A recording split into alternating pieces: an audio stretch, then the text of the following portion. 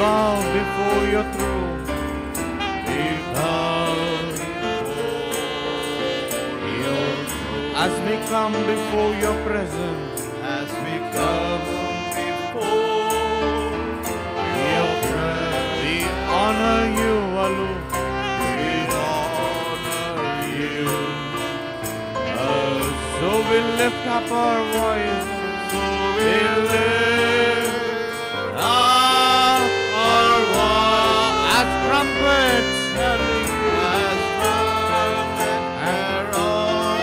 Oh, you are the King of glory. You are the King of glory. So this is what we do. So this is what we do. Oh, we worship you today. We worship you today. We worship you today. We worship you We worship you today. We worship you today. We worship you today. We worship you today. We honor you today. We honor you today. We honor you. We honor you today. We honor you today. We honor you We honor today. Today. Oh, in humble adoration. In humble adoration. Oh Lord, we bow before your throne. As we come before your presence, We come before. oh, we honor you alone. We honor you. We'll lift up our voices. We'll lift up our as trumpets, as trumpets. Oh, you are the King of glory. You are the King Oh Lord, of glory. this is what we do. So this is what We worship you today. we worship you today. We worship you today. We worship you today. We worship you. We worship you today. We worship you. Oh, we sing your face today. We seek your face. Oh Lord, we sing you this morning. We seek your face today. Oh, we sing your face today. We seek your face today. We sing your face. We seek your face. Oh Lord, we thank you, Lord, today. We thank you, Lord. Oh, thank you. We thank you, Lord. Oh, thank you. We thank you, Lord. We thank you, Lord, today. We thank you, Lord. Today, Almaya, Almaya, Give Om Singhasanathan,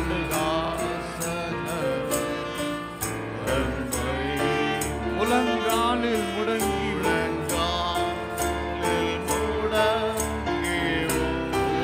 Om Prasanathandai,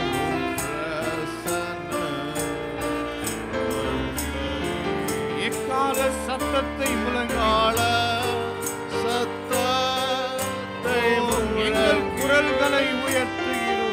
எங்கள் குரல்களை உயர்த்துகிறோம். நீரே மகிமையின் ராஜா, நீரே ஓ பறை சாற்றி உரைக்கிறோம், பறை சாற்றி உரைக்கிறோம். ஓ ஆராதனை உமக்கே, ஆராதனை ஆராதனை உமக்கே, ஆராதனை ஆராதனை உமக்கே, ஆராதனை உமக்கே. ஆராதனை உமக்கே கர்த்தாவே. ஆராதனை ஓ உமக்கே. நன்றி என்றும் உமக்கே, நன்றி என்றும் ஓ நன்றி என்றும் உமக்கே, நன்றி என்றும் உமக்கே. நன்றி என்றும் உமக்கே, நன்றி என்றும் உமக்கே. நன்றி என்றும் இவன் தக்கோள் உமக்கே. மகிமை என்றும் உமக்கே, மகிமை என்றும் உமக்கே. உமக்கே உரியது. மகிமை என்றும் உமக்கே. உம் ஒருவருக்கே உரியது.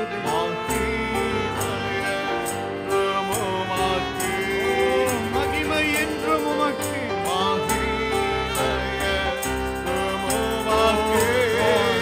தாழ்மையாய் வணங்கி உம்மை கர்த்தாவே.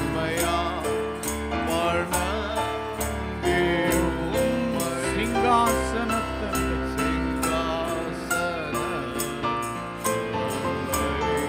முழங்காலில் முடங்கி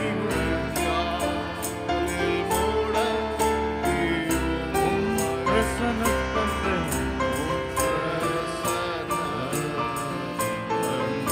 எக்கால சத்தத்தை முழங்கி எங்கள் குரல்களை உயர்த்துகிறோம். நீரே எங்கள் மகிமையின் ராஜா, மகிமையின் அறை சாற்றி உரைக்கிறோம்.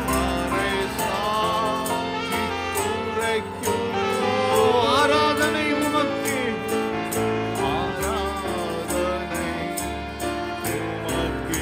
ஆராதனை உமக்கே,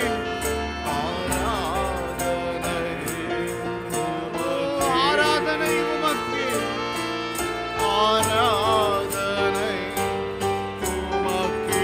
ஆராதனை உமக்கே.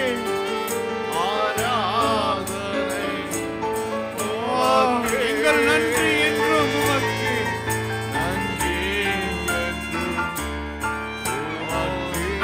என்றும் உமக்கே, நன்றி என்றும் உமக்கே,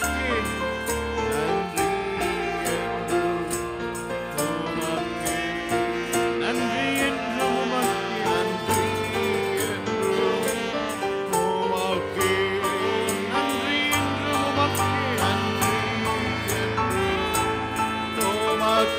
துதி கனமும் உமக்கே,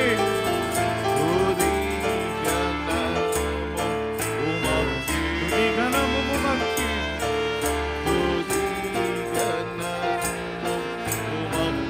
ஓ துதி கனமும் உமக்கே,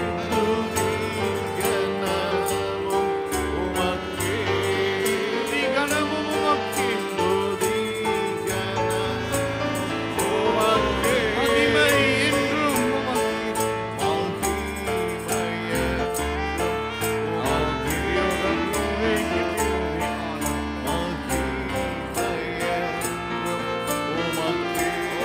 மகிமை என்றும் உமக்கே.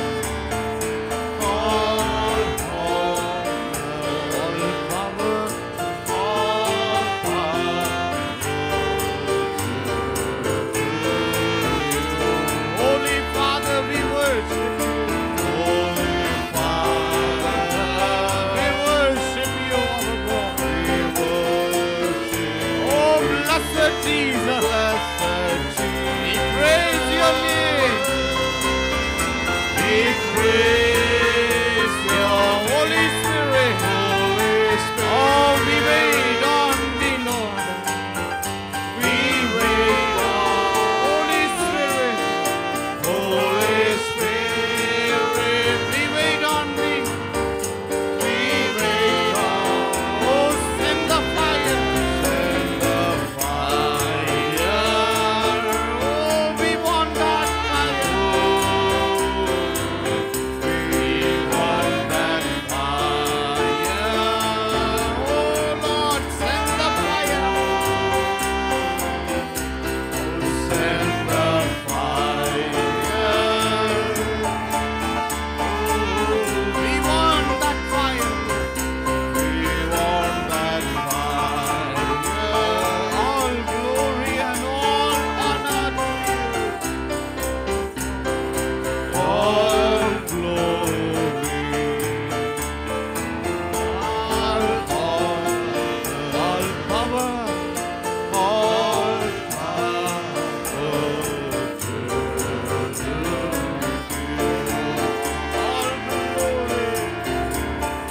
All glory, all honor, all power, all power to you. Oh, Holy Father, Holy Father, we worship you. We worship you. Blessed Jesus, we praise your name. We praise your name, Holy Spirit. Oh, we wait on thee. We wait on Holy Spirit. Holy Spirit, we wait on thee. We wait on. Oh, send the fire. Send the fire. Oh, we want that fire. We want that fire. Oh, send the fire. Oh, send the fire. We want that fire. We want that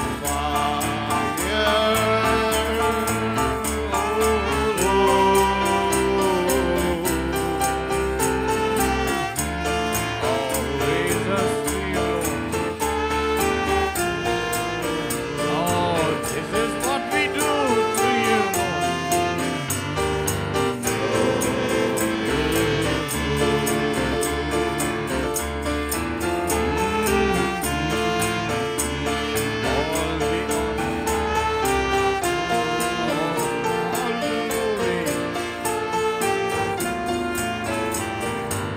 Oh, you deserve it, Oh, you are holy, Lord. We worship you. Oh, blessed Jesus. Oh, sweet Jesus, we praise your name. Holy, we wait.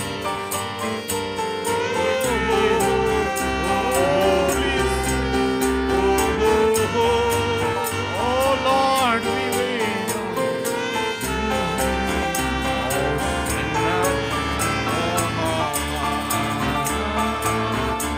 Oh Lord,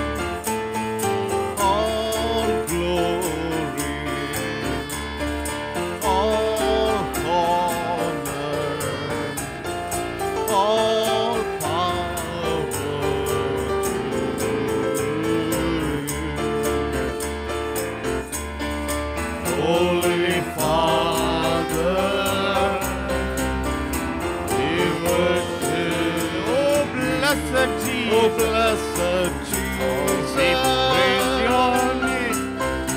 We praise your name. Holy Spirit, oh God, we wait on thee. We wait on Holy Spirit. Holy Spirit, we wait on thee.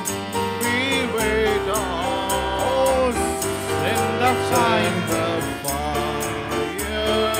Oh Lord, we want that fire. We want that fire. Oh, send the fire. Send the fire. Oh, we want that fire. We want that fire. Oh Lord, send the fire. Send the fire. Oh Lord,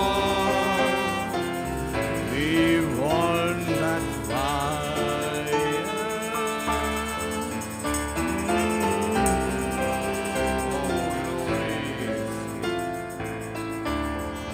Glory to your name, Lord. We want that fire.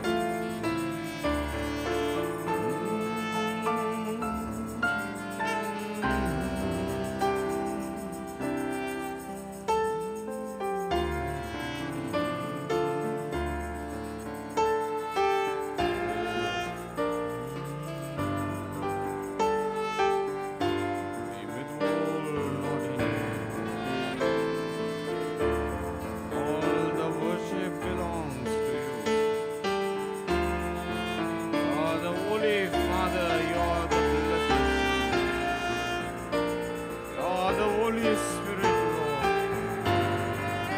We are waiting on you.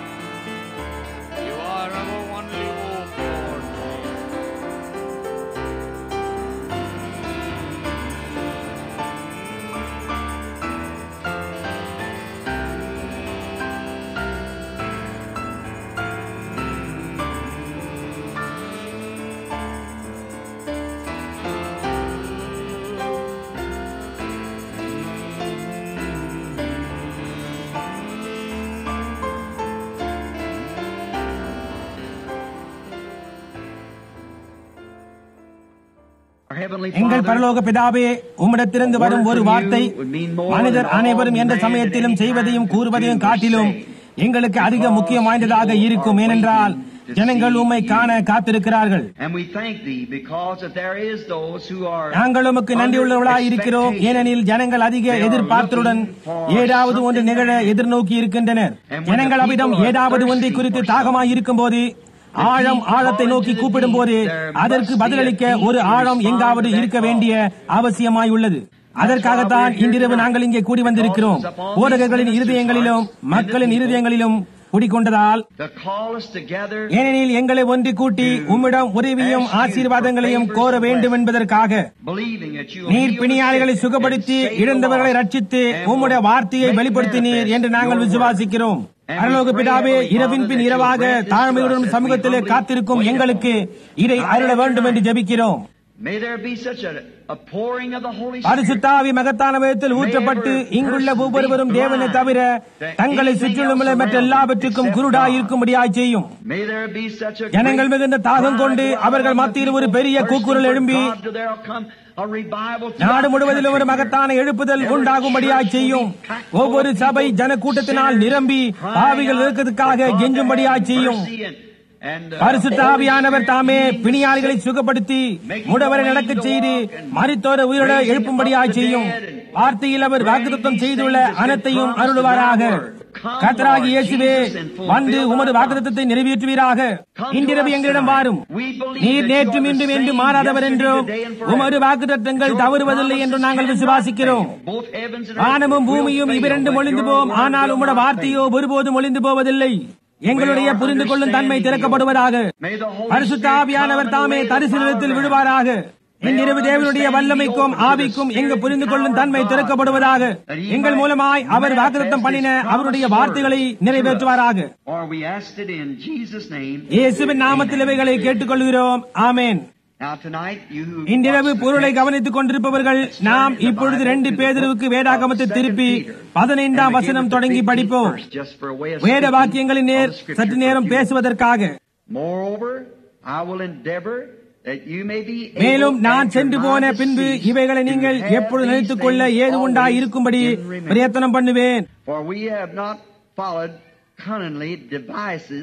நாங்கள் தந்திரமான கட்டுக்கதைகளை பின்பற்றினவர்களாக அல்ல, அவருடைய மகத்துவத்தை கண்ணார கண்டவர்களாகவே நம்முடைய கர்த்தராகிய இயேசு கிறிஸ்துவின் வல்லமையும் வருகையும் உங்களுக்கு அறிவித்தோம். அவருடைய மகத்துவத்தை கண்ணார கண்ட சாட்சிகளாயிருக்கிறோம். அதை நான் விரும்புகிறேன். கண்ணார கண்டவர்கள், ஏதோ கட்டுக்கதைகள் அல்ல.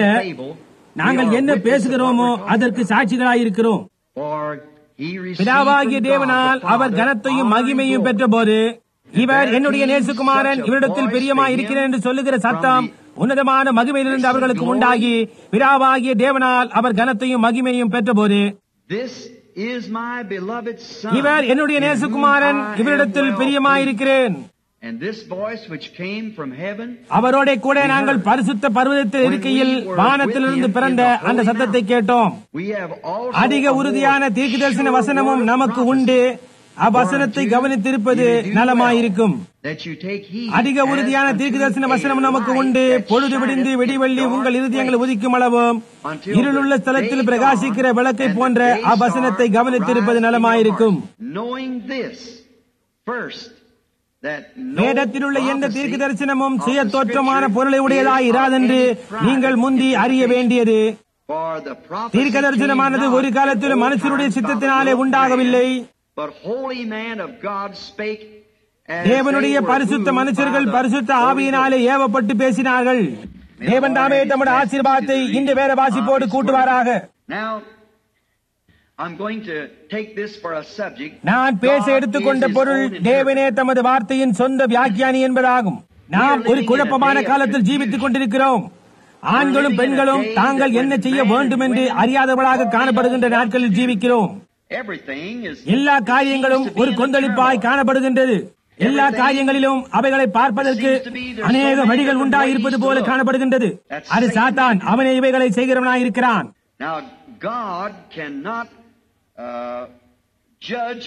தேவன் தம்முடைய பிரமாணத்தின் அளவின்படியே அன்றி ஜனங்களை நீதியாகவும் நேர்மையாகவும் நியாயம் தீர்க்க முடியாது. தேவன் எல்லா மனிதர்களையும் இயேசு கிறிஸ்துவை கொண்டு நியாயம் தீர்ப்பார் என்று வேதம் கூறுகின்றது. ஏனெனில் இயேசு கிறிஸ்து தாமே அந்த வார்த்தையாயிருக்கிறார். யோவான் 1ஆம் அதிகாரம் இவ்விதம் கூறுகின்றது, ஆதியிலே வார்த்தை இருந்தது, அந்த வார்த்தை தேவனிடத்தில் இருந்தது, அந்த வார்த்தை தேவனாயிருந்தது, அந்த வார்த்தை மாம்சமாகி நமக்குள்ளே வாசம் பண்ணினார். இன்று ஜீவித்துக் கொண்டிருக்கும் நாம் எல்லாரும் தேவனின் தன்மைகளை கிரியைகளாயிருக்கிறோம். முதலாவதாக அவர் தேவனாக இருக்கவில்லை. அவரை நித்தியமானவர் என்று அழைக்கலாம். அவர் தேவனாக காணப்படவில்லை. ஏனென்றால் தேவன் என்ற ஆங்கில பதத்திற்கு தொழுகைக்குரிய பொருள் என்று பொருள்படும். அங்கே அவரை தொழுது கொள்ள ஒன்றுமில்லை. ஆகவே அவர் ஒரு நித்தியமானவராயும் எல்லா ஞானத்திற்கும் மூல ஊற்றாயும் இருந்தார். இந்த எல்லா ஞானத்திற்கும் காரணமாகிய ஊற்றிலே ஒரு அணுவோ வெளிச்சமோ சந்திரனோ நட்சத்திரமோ ஒன்று காணப்படவில்லை. நாம் தேவன் என்று அறிந்ததெல்லாம் ஒரு பிரம்மாண்டமான நித்திய ஆவியே, தொடக்கமும் முடிவும் இல்லாதவர். அவர் அங்கு அசைவாடிக் கொண்டிருந்தார். அவருக்குள் எல்லா தன்மைகளும் இருந்தது. அவர் தேவனாக இருந்தார், பிதாவாகவும் தன்னுடையவராயிருந்தார், குமாரனாகவும் தன்னுடையவராயிருந்தார், ரட்சகராகவும் தன்மை உடையவராயிருந்தார், சுகமாக்குகிறதாகவும் தன்மை உடையவராயிருந்தார். இதுபோன்ற அநேக தன்மைகளை தன்னகத்தே கொண்டவராக இருந்தார். மேலும் இதுவரை வெளிப்பட்டிருக்கும் காரியங்கள் எல்லாம் அவரின் தன்மைகளே அன்றி வேறொன்றுமல்ல. தேவனின் தன்மைகள் என்பது அவரின் சிந்தனைகளே, வார்த்தை என்பது எண்ணங்களின் பிரதிபலிப்பே ஆகும் என்பதை சுட்டிக்காட்ட விரும்புகிறேன். அப்படியானால் அது அவருடைய சிந்தையில் இருந்தது. தேவன் வெளிச்சம் உண்டா கடவுது என்று சொன்னவுடன் அது அப்படியே ஆயிற்று. உண்டாக கடவுது என்றவுடன் அங்கே உண்டானது. கிறிஸ்தவர்களாகிய நீங்கள் உலகம் உண்டாவதற்கு முன்னே அவரின் சிந்தனையில் இருந்தீர்கள் என்பதை ஞாபகத்தில் வைத்துக் கொள்ளுங்கள். நீங்கள் அவருடைய சிந்தனையில் வெளிப்படுத்தலாயிருந்தீர்கள். உலக தோற்றத்துக்கு முன்னே கிறிஸ்துவுக்குள் தேவனில் ஆரம்பத்தில் காணப்பட்டீர்கள். அது உங்களை அவருடைய பிரஜைகளாக ஆக்குகின்றது.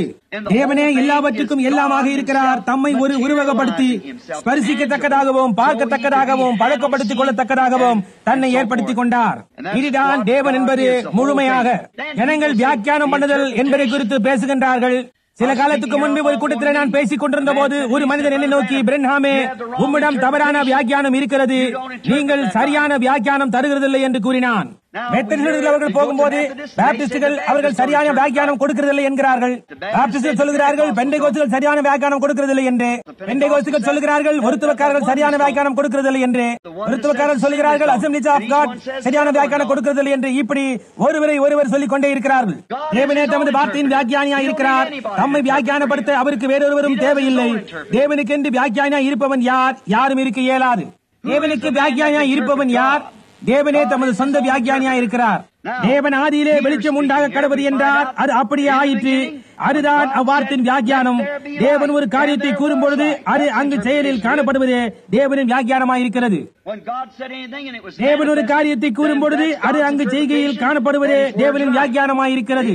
வெளிச்சம் உண்டாக கடவுது என்று அவர் கூறின பொழுது வெளிச்சம் உண்டாவதற்கேற்ற காரியங்கள் முன்பதாகவே காணப்படாவிட்டாலும் முதலாவது அவர்கள் சிந்தனையில் காணப்பட்ட பின்பு வார்த்தை கூறப்பட்ட போது வெளிச்சமானது ஆகாயத்தில் உண்டானது. அதற்கு யாரும் வியாக்கியானம் கொடுக்க வேண்டிய அவசியமில்லை. தேவன் அங்கே பேசினார், அது அங்கே உண்டானது. தேவன் பேசி அது வெளிப்பட்ட போது அதுவே அவருடைய வார்த்தையின் வியாக்கியானமாயிருக்கிறது. மனுஷன் ஏன் அதை காண முடியவில்லை? ஏன் ஜனங்கள் அதை காண முடியவில்லை? ஆதியிலே தேவன் ஒவ்வொரு காலத்திற்கும் அதன் தொடக்கம் முதல் முடிவு வரை தம்முடைய வார்த்தையை பகிர்ந்து வைத்தார். தொடர்ந்து ஏற்பட்ட காலங்களில் சபை உலகமான் தேவனுடைய வார்த்தையோடு தங்கள் பாரம்பரியத்தை கலந்துவிட்டது. இவ்வித சூழலில் தேவன் எப்பொழுதும் பழைய ஏற்பாட்டின் காலம் முதல் புதிய ஏற்பாட்டின் காலம் முடிய தம்முடைய தீர்க்கதரிசிகளை அனுப்புகிறார். தேவனுடைய வார்த்தை தீர்க்கதரிசிகளுக்கு வருகிறது. அது எவ்விடம் கிரியை நடப்பிக்கிறது? தேவனுடைய வார்த்தையை கிரியின் மூலம் வெளிப்படுத்துகின்றது. அது மட்டுமல்ல, இது தவறு, அது உண்மை என்றும் கூறுகிறது. ஒருவரும் அதற்கு வியாக்கியானம் கூற வேண்டுவதில்லை. இரண்டால் வார்த்தை தன்னில் தானே வியாக்கியானம் உள்ளதா இருக்கிற தேவன் வாக்களிக்கிறார். ஆகவே அது நடந்தேறுகிறது. இதை குறித்து எதையாகிலும் கூறினால் அது என்ன நன்மையை பயக்கக்கூடும்? தேவன் ஒரு வாக்குத்தத்தம் செய்து அது நிறைவேறும் பொழுது அது தவறு என்று சொல்லக்கூடிய அந்த பாவமுள்ள மனிதன் யார்? தேவன் தாமே தம்முடைய சொந்த வியாக்கியானத்தை இங்கு செய்து கொண்டிருக்கிறார். அவருக்கு யாரும் அங்கே வியாக்கியானிக்க வேண்டிய அவசியம் இல்லை. அவர் தாமே வியாக்கியானம் செய்கிறார். அவர் வாக்குத்தத்தம் பண்ணின காரியங்களை நிறைவேற்றுவதன் மூலமாகவே அதுவே அதனுடைய வியாக்கியானமாயிருக்கிறது. சபை மட்டும் இதை காணக்கூடுமானால், ஒவ்வொரு காலத்துக்கும் தேவன் பகிர்ந்தளித்த அந்த வாக்குத்தத்தங்களை சபை காணக்கூடுமானால், எல்லா காலங்களிலும் தேவன் காட்சியிலே 7 சபை காலங்களிலும் அவர் வாக்குத்தத்தம் பண்ண காரியங்களை செய்து அவைகளை வெளிப்படுத்தி காட்டியிருக்கிறார். எல்லா காரியங்களும் செய்ய தவறி போன ஒரு காரியமும் இல்லை. சரியாக அப்படியே அவர் எதை செய்வார் என்று சொன்னாரோ அவர் அதையே செய்து முடித்தார். ஏனென்றால் ஏசாயாவின் புஸ்தகத்திலே தேவன் சொன்னார், ஒரு கன்னிகை கர்ப்பவதி ஆவாள் என்று. அவள் கர்ப்பவதியானாள். யார் அதற்கு வியாக்கியானம் கொடுக்க முடியும்? தேவன் அதை வியாக்கியானித்தார். ஒரு கன்னிகை கர்ப்பவதி ஆவாள் என்று அவர் சொன்னால் அவர் கர்ப்பவதியானாள். அதை குறித்து யாரும் ஒன்று சொல்ல முடியாது. ஏனென்றால் தேவன் சொன்னார், அவள் அதை செய்தாள். ஆனால் சபையோ அதிக கூட்டாட்டத்தினாலே அதை காண முடியாமல் போயிற்று. பாருங்கள், அவர்கள் தங்கள் சொந்த கருத்து உடையவளாக இருந்தார்கள். அவர்கள் எதிர்பார்த்த காரியங்களுக்கு அது வித்தியாசமாக காணப்பட்டது. பேதுரு இந்த காரியங்களை குறித்து பேசுகையில் தேவன் வார்த்தையாக கிறிஸ்துவில் வெளிப்பட்டார். அவர் கூறினார், இவர் என்னுடைய நேசகுமாரன் என்று. இந்த விசுவாசிகள் அங்கே நின்று கொண்டிருந்தார்கள். அங்கே கிறிஸ்துவே தேவனுடைய வெளிப்படுத்தலாக இருந்தார். தேவன் எப்பொழுதும் அவருடைய வார்த்தையின் மூலமாக கிறிஸ்துவை வெளிப்படுத்தி காட்டுகிறார். ஏனென்றால் கிறிஸ்து வார்த்தையாக இருக்கிறார். அவர் எப்பொழுதும் அதன் வெளிப்பாடாக இருக்கிறார். நோவாவின் நாட்களில் அவர் சொன்னார், நோவாவிலே கிறிஸ்து இருந்தார் என்று. நீ அதை விசுவாசிக்கிறாயா? நோவா சொன்னார், மழை பெய்ய போகிறது, மழை வரப்போகிறது, உலகம் அதனால் அழிக்கப்பட போகிறது என்று. அங்கே மழை பெய்தது. அதற்கு எந்த விதமான வியாக்கியானமும் தேவையில்லை. அங்கே மழை பெய்தது. ஏனென்றால் தேவன் நோவாவுக்குள்ளாக இருந்து சொன்னார் மழை பெய்ய போகிறது என்று. அவன் ஒரு தீர்க்கதரிசியாக இருந்தான். அதனுடைய வெளிப்படுதல் என்னவென்றால் அவன் சொன்னது நிறைவேறும். அதற்கு எந்த விதமான வியாக்கியானமும் தேவையில்லை. அவர்கள் சிலர் அங்கே சொன்னார்கள் இந்த மனுஷன் என்ன பேசுகிறான் என்று அவன் அறியாதவனாக இருக்கிறான் என்று. ஆனால் தேவன் எப்பொழுதும் வாக்குத்தத்தம் செய்கிறவராக இருக்கிறார். உங்களில் ஒருவன் தீர்க்கதரிசியாக இருந்து அவன் கூறின காரியங்கள் நிறைவேறினால் அவனுக்கு செவி கொடுங்கள். ஏனென்றால் அது உண்மையாயிருக்கிறது. அது எப்பொழுதும் வார்த்தையை தொக்கிறதாக வார்த்தையின்படியாக இருக்க வேண்டும். நோவாவும் தானே வார்த்தையின்படியாக தான் அவனுடைய காரியங்கள் இருந்தது. அவன் மழை பெய்ய போகிறது என்று தீர்க்கதரிசனமாய் சொன்னான். அங்கே மழை பெய்தது. அதற்கு எந்த விதமான வியாக்கியானமும் தேவையில்லை. ஏனென்றால் அவன் சொன்ன வண்ணமாகவே அங்கு காரியம் சம்பவித்தது. ஏசாயா சொன்னான் ஒரு கன்னிகை கேட்பவர் யாவாள் என்று. அவள் அப்படியே கேட்பவர் யானாள். ஆனால் இது அசாதாரணமான ஒரு காரியமாக இருக்கிறது. ஏனென்றால் எத்தனையோ நூற்றுக்கணக்கான வருஷங்களுக்கு முன்பாக சொல்லப்பட்டது. இவள் அது கற்பவதி ஆவதற்கு முன்பாகவே அது அவ்வளவு அசாதாரணமாக இருந்தது. ஒரு நல்ல மனுஷன் யோசேப்பு அவளுக்கு புருஷனானான். அவன் நீதிமானாய் இருந்தபடினாலே அவளை அவமானப்படுத்த மனதில்லாமல் அந்த நாட்களிலே ஒரு நல்ல மனிதனாக இருந்த அந்த யோசேப்புக்கு மரியாள் அவனுக்கு நியமிக்கப்பட்டிருக்கும் போது இப்படிப்பட்ட காரியங்கள் அவனுக்கு எப்படியா இருந்திருக்கும்? அவள் அவனுக்கு நியமிக்கப்பட்டிருந்தால் அந்த நாட்களிலே அப்படி நியமிக்கப்பட்டிருந்த ஒரு காலத்தை ஒழிப்போமானால் அது விபச்சாரத்துக்கு அறிகுறியாயிருக்கும். நிச்சயமாக மரியாள் யோசேப்பை அங்கே அவனுக்கு ஒரு பாதுகாவலாக வைக்கிறது போலவும் அல்லது அவள் செய்த தவறை மறைப்பதற்கு உபயோகப்படுத்துகிறது போலவும் அங்கே காணப்பட்டது. ஏனென்றால் அவள் அங்கே நியமிக்கப்பட்டிருக்கையில் இன்னும் திருமணம் ஆகாமல் இருக்கும் போது அவள் ஒரு பிள்ளையோடு காணப்பட்டாள். அந்த காலத்தில் இருந்த நியமத்தின்படியாக இப்படிப்பட்ட ஒரு சூழ்ச்சிக்கு தானே அவள் கல்லெறிந்து கொல்லப்பட வேண்டியவளாக இருந்தாள். அவளுடைய கணவனாகிய யோசேப்பு நீதிமானாக இருந்தான், மிகுந்த நீதிமானாக இருந்தான். அவன் தேவன் பேரில் விசுவாசம் உள்ளவனாக இருந்தான். அவள் தன்னுடைய அழகானது பெரிய கண்களோடு கூட அவன் முகத்தை பார்த்து அவனிடத்தில் சொல்லும் போது யோசேப்பே பிரதான தூதனாகிய காபிரியேல் என்னை சந்தித்து நான் கர்ப்பவதியாக போகிறேன், அது மனுஷனுடைய தொடர்பு இல்லாமல் இருக்கும் என்று சொன்னான் என்றார். யோசேப்பு மட்டும் வேத வார்த்தைகளை பிரட்டி பார்த்திருப்பானேயானால் தீர்க்கதரிசியானவள் சொல்லி இருக்கிறார் அவள் அப்படி செய்வாள் என்று. அது தேவன் தாமே தம்முடைய வார்த்தையை அங்கே வியாக்கியானிக்கிறார். புரிகின்றதா? ஆனால் இது வழக்கத்துக்கு மாறானதாக இருக்கிறது. ஒவ்வொரு காலத்திலும் காரியம் இப்படியாய்த்தான் இருக்கிறது. தேவனுடைய வார்த்தையானது ஜனங்களுக்கு அந்நிய காரியமாய் இருக்கிறது. அது எப்பொழுதும் கூட வழக்கத்துக்கு மாறாய் இருக்கிறது. தேவன் எப்பொழுதும் வழக்கத்துக்கு மாறானவராய் இருக்கிறார். எல்லா நேரத்திலும் தேவன் வழக்கத்துக்கு மாறானவராய் இருக்கிறார். அது உலகத்தின் ஒழுங்குக்கு எதிரடியானது. ஏனெனில் ஜனங்கள் தாங்கள் சிந்தித்து தங்கள் காரியம் விதமாய் இருக்க வேண்டும் என்று அழைத்துக் கொண்டதினால்தான். ஆனால் தேவன் அங்கு வந்து வழக்கத்துக்கு மாறாக காரியங்களை செய்கிறார். எப்படி இந்த கண்ணிகை கற்பவதியாக கூடும்? யோசேப்பு நேர்மை உள்ளவனாக இருந்தான். ஆகவே இந்த காரியத்தை குறித்து தேவனை தேட ஆரம்பித்தான்.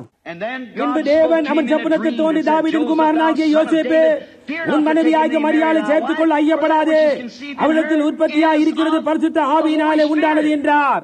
தேவன் அவள் மேல் நிலையிட்டார். இதுதான் நடந்த காரியம். இந்த யோசேப்போடு தேவன் எவ்விடம் கிரியை செய்தார் என்பதை கவனித்தீர்களா? இரண்டாம் தினமான வழியாகிய ஒரு சொப்பனத்தின் மூலமாக அவனோடு கிரியை செய்தார். நாம் சொப்பனங்களை நம்புகிறோம், நானும் கூட சொப்பனங்களை விசுவாசிக்கிறோம். தேவன் எப்பொழுது ஜனங்களோடு சொப்பனங்களின் மூலம் உறவாடுகிறார். சொப்பனமானது இரண்டாம் தினம் வழியாக இருக்கிறது. சொப்பனமான சரியானபடி வியாக்கியானப்படுத்தப்படும் வரை அது தவறாகவோ அல்லது உண்மையாகவோ இருக்கலாம். ஆனால் அவருக்கு எந்தவித வியாக்கியானமும் தேவையில்லை. தேவன் நேரடியாக யோசேப்பிடத்தில் பேசுகிறார். ஏனென்றால் அந்த நாட்களில் வியாக்கியானிக்கத்தக்கதாக தேசத்தில் ஒரு தீர்க்கதரிசியும் இல்லை. ஏறத்தாழ 400 வருடங்களாக அவர்களுக்கு தேசத்திலே தீர்க்கதரிசியே இல்லை. ஆகவே அடுத்து மேன்மையாய் தோன்றுகிற காரியம் என்னவென்றால் தேவனுடைய சொந்த குமாரனுக்கு அக்கறை கொண்டவராக அங்கே யோசேப்பிடத்திலே நேரடியாக சொப்பனத்திலே பேசுகிறார். எந்தவித வியாக்கியானமும் இல்லாமல் அவரிடத்தில் சொன்னது அந்த ஸ்திரீ சொல்லுகிறது சரியே. அவள் பரிசுத்த ஆவியினால் கர்ப்பமாக்கப்பட்டு அங்க தேவ குமாரனை உடையவளாய் இருக்கிறாள். அதற்கு எந்த விதமான வியாக்கியானமும் தேவையில்லை. உண்மையும் உத்தமமான இருதயங்களுக்கு தேவன் தாமே தம்முடைய சொந்த வியாக்கியானத்தை கொடுக்கிறார். ஆண்களும் பெண்களும் உத்தமமான இருதயத்தோடு கூட விரோதமான காரியங்களை நீங்கள் விசுவாசிப்பீர்களானால் தேவன் அதை உங்களுக்கு வியாக்கியானிக்க ஒரு வழியை உடையவராயிருக்கிறார். அதாவது அது தேவனுடைய வாக்குத்தத்தமா என்பதை கண்டறியுங்கள். யோசேப்பு மட்டும்தானே வேத வாக்கியங்களை ஆராய்ந்து பார்த்து வழக்கத்தின் முறைமைகளாக ஏசாயா தானே அங்கே ஒரு கர்ப்பவதி ஆவாள் ஒரு கன்னிகை என்று சொன்னதை அவன் கண்டறிந்தான். அங்கே பேதுரு சொன்னது போல பரிசுத்த தீர்க்கதரிசிகளாலே தானே இப்படிப்பட்டதான ஒரு பிறப்பு உண்டாயிருக்கும் என்று வேத வாக்கியங்களிலே சொல்லப்பட்டிருக்கிறது. ஆகவே இதற்கு எந்த மனுஷனும் தானே தன்னுடைய சொந்த வியாக்கியானத்தை கொடுத்த உரிமை உள்ளவனா இல்லை. தேவன் தாமே அவருடைய காரியங்களுக்கு வியாக்கியானியாயிருக்கிறார். அந்த நாட்களிலே வாக்குத்தத்தம் பண்ணப்பட்ட தேவனுடைய வார்த்தையின் வெளிப்படுத்தலாய் அவர் இருந்தார். தேவன் சொன்னார், அது அங்கே இருக்கிறது. அவ்வளவு தான், காரியம் தீர்ந்தது.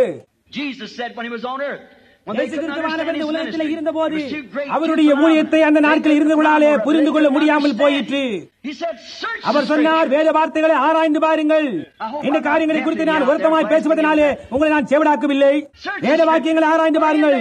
அவைகளால் உங்களுக்கு நித்திய ஜீவன் உண்டு என்று எண்ணுகிறீர்களே, என்னை குறித்து சாட்சி கொடுக்கிறவைகளும் அவைகளே என்றார்.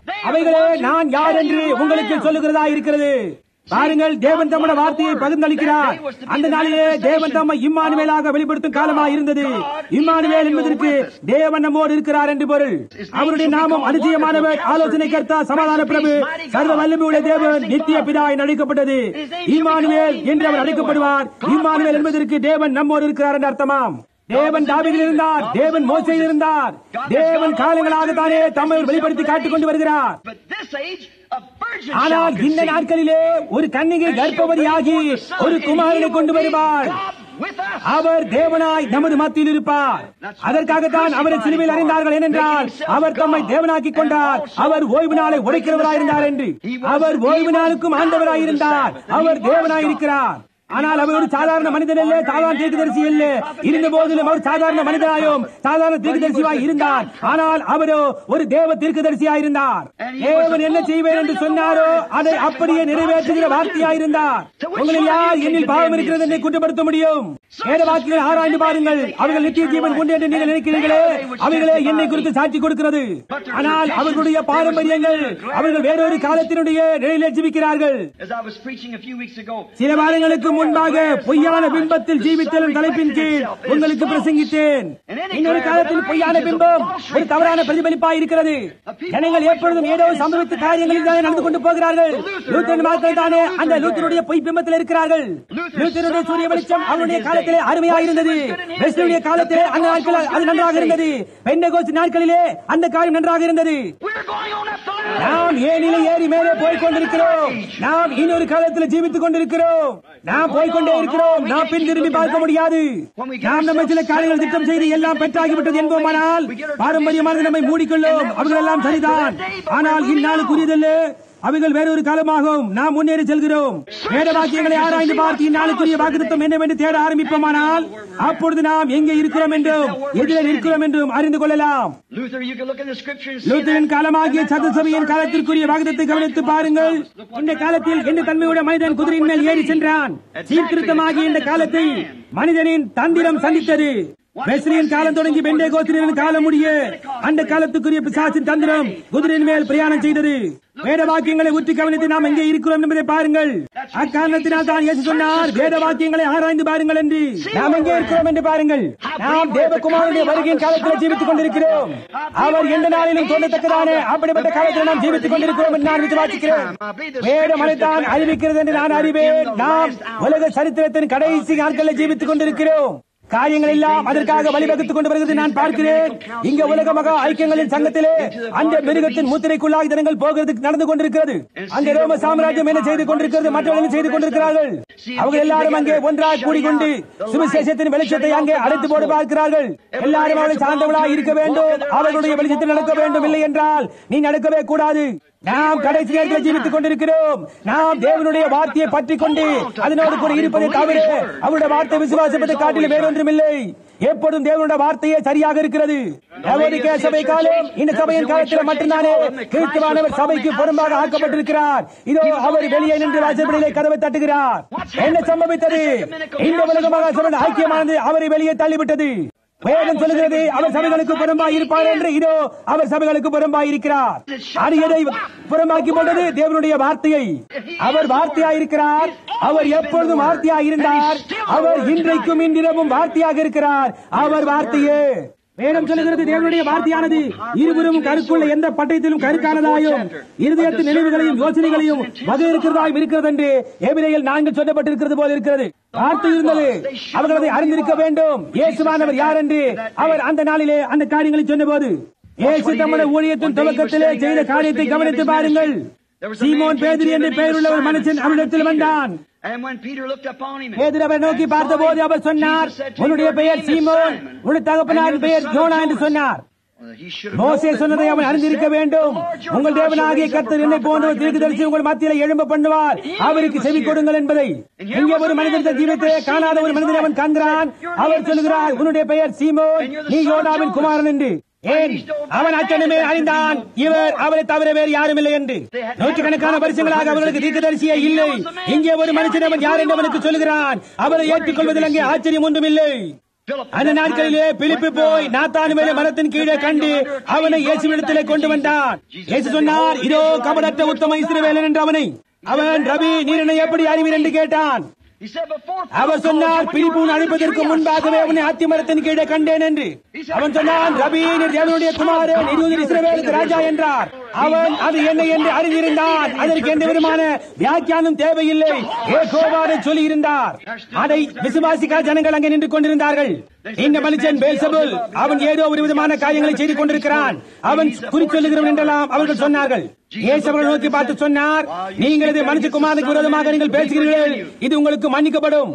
ஆனால் பரிசுத்த ஆவியானவர் வந்து இந்த காரியங்களை செய்யும் போது அதற்கு எதிராக நீங்கள் பேசுவீர்களே, ஆனால் இந்த உலகத்திலும் வரப்போற உலகத்திலும் அது உங்களுக்கு மன்னிக்கப்படவே மாட்டாது.